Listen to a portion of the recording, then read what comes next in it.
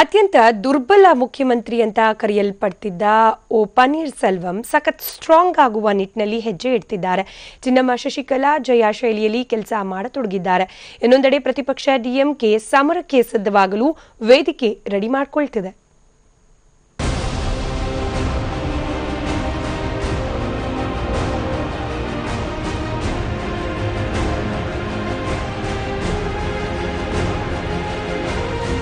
ಜಯಲಲಿತಾ ನಿಧನ ನಂತರ ತಮಿಳುನಾಡಿನಲ್ಲಿ ರಾಜಕೀಯ ಪಕ್ಷಗಳಲ್ಲಿನ ಚಟುವಟಿಕೆಗಳು ಚುನಾವಣೆಯನ್ನ ನೆನಪಿಸುತ್ತಿವೆ. 6 ತಿಂಗಳ ಹಿಂದಷ್ಟೇ ಅಧಿಕಾರ ಹಿಡಿದಿದ್ದ ಅಣ್ಣಾ ಡಿಎಂಕೆ ತನ್ನ ಆರಾಧ್ಯ ದೈವ ಅಮ್ಮಳನ್ನ ಕಳೆದುಕೊಂಡು ಅನಾಥ ಎಂಬಂತಿತ್ತು.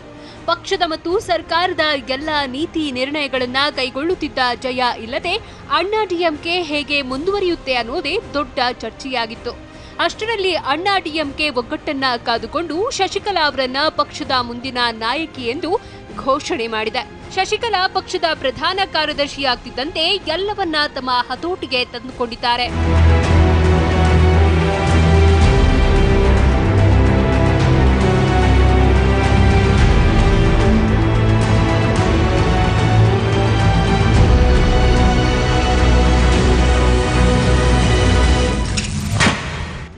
ಪಟ್ಟಕ್ಕೇರಲು ಕಸರತ್ತು. ಜಯಲಲಿತಾ ಶೈಲಿಯಲ್ಲಿ ಪಕ್ಷವನ್ನ ಸಂಘಟಿಸಲು ಮುಂದಾಗಿರುವ ಚಿನ್ನಮ್ಮ ಪಕ್ಷದ ಪದಾಧಿಕಾರಿಗಳ ಮೂಲಕ ಕಾರ್ಯಕರ್ತರ ವಿಶ್ವಾಸ ಗಳಿಸುವತ್ತ ಹೆಜ್ಜೆ ಇಟ್ಟಿದ್ದಾರೆ. ಪಕ್ಷದ ನಾಯಕರುಗಳಿಂದ ಮುಖ್ಯಮಂತ್ರಿ ಪಟ್ಟಕ್ಕೇರಲು ನಿರಂತರ ಒತ್ತಡ ಇದ್ರೂ ಸದ್ಯಕ್ಕೆ ಅದನ್ನ ನಯವಾಗಿ ಮುಂದೂಡಿರುವ ಶಶಿಕಲಾ ಪಕ್ಷದ ಕಾರ್ಯಕರ್ತರ ವಿಶ್ವಾಸ ಗಳಿಸುವ ಕೆಲಸ ಆರಂಭಿಸಿದ್ದಾರೆ.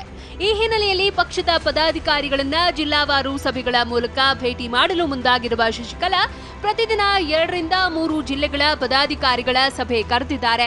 ಈ ಸಭೆಗಳಲ್ಲಿ ಪಕ್ಷದಲ್ಲಿ ಆಂತರಿಕವಾಗಿ ತಮ್ಮ ಮೇಲಿರುವ ಅಭಿಪ್ರಾಯಗಳನ್ನ ಕೇಳುತ್ತಿರುವ ಶಶಿಕಲಾ ಕಾರ್ಯಕರ್ತರುಗಳ ಮನಸ್ಸಲ್ಲಿ ತಮ್ಮ ಮೇಲಿರುವ ಅಪನಂಬಿಕೆ ದೂರ ಮಾಡಲು ಕ್ರಮ ಕೈಗೊಳ್ಳುತ್ತಿದ್ದಾರೆ. ಈ ಮೂಲಕ ಮೊದಲು ಪಕ್ಷದ ಕಾರ್ಯಕರ್ತರ ವಿಶ್ವಾಸ ಗಳಿಸಿ ನಂತರ ಮುಖ್ಯಮಂತ್ರಿ ಸ್ಥಾನಕ್ಕೇರುವುದು ಶಶಿಕಲಾ ಅವರ ಜಾಣ್ಮೆಯ ತಂತ್ರ ಅನುಸರಿಸುತ್ತಿದ್ದಾರೆ.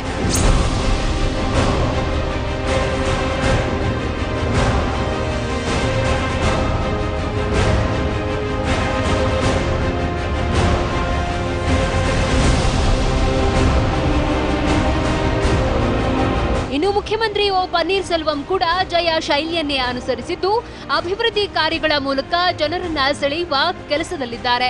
ಜಯ ಶೈಲಿಯಂತೆ ನಿನ್ನೆ ಶಾಲಾ ಮಕ್ಕಳಿಗೆ ಸೈಕಲ್ ವಿತರಣೆ ಮಾಡಿದ್ರು. ನಂತರ ಪೊಂಗಲ್ ಹಬ್ಬದ ನಿಮಿತ್ತ ಪಡಿತರ ಚೀಟಿದಾರರಿಗೆ ಪಂಚೆ ಟವಲ್ ಸೀರೆ ವಿತರಿಸುವ ಕಾರ್ಯಕ್ಕೂ ಚಾಲನೆ ನೀಡಿದ್ರು. ಜನ ಕಲ್ಯಾಣ ಕಾರ್ಯಕ್ರಮಗಳ ಮೂಲಕ ಜಯ ಅವರಂತೆಯೇ ಜನಮಾನಸದಲ್ಲಿ ಉಳಿಯುವ ಹೆಜ್ಜೆ ಪನ್ನೀರ್ ಸೆಲ್ವಂ ಅವರದ್ದು. ಇನ್ನೊಂದು ಹೆಜ್ಜೆ ಮುಂದೆ ಕಾಲಿಟ್ಟ ಪನ್ನೀರ್ ಸೆಲ್ವಂ ಮೊದಲ ಬಾರಿಗೆ ವಿಪಕ್ಷ ನಾಯಕರನ್ನ ಭೇಟಿ ಮಾಡಿದ್ರು. ರೈತರ ಸಮಸ್ಯೆ, ಜಲ್ಲಿಕಟ್ಟು ಹೀಗೆ ಹಲವು ಜ್ವಲಂತ ಸಮಸ್ಯೆಗಳು ಪನ್ನೀರ್ ಸೆಲ್ವಂ ಮತ್ತು ಸ್ಟಾಲಿನ್ ನಿಯೋಗದ ಮಧ್ಯೆ ನಡೆಯಿತು.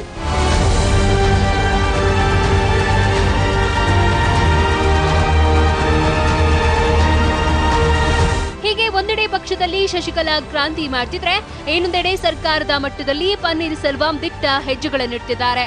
ಈ ಮಧ್ಯೆ ಡಿಎಂಕೆ ಕೂಡ ರಾಜಕೀಯವಾಗಿ ಬಲವರ್ಧನೆಗೆ ಮುಂದಾಗಿದೆ.